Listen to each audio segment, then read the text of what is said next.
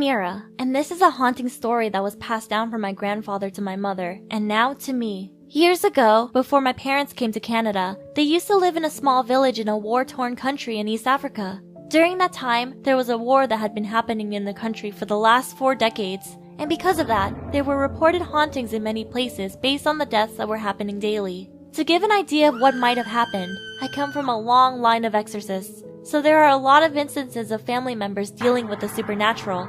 My maternal grandfather was notorious for his experiences, and he did so many exorcisms that half the time he would encounter spirits almost on a daily basis.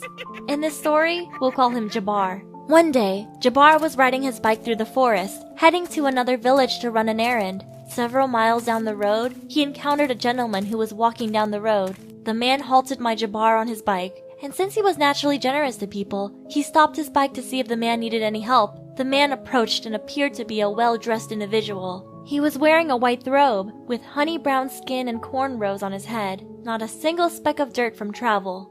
The man asked if he could hitch a ride with Jabbar, and he agreed to give him a lift. The man climbed on the bike with him, and so he continued down the road.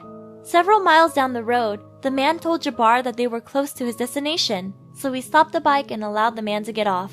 Then the man walked into the bushes and just disappeared. Jabbar was shocked, and he stood there frozen for a good minute before he snapped back to reality.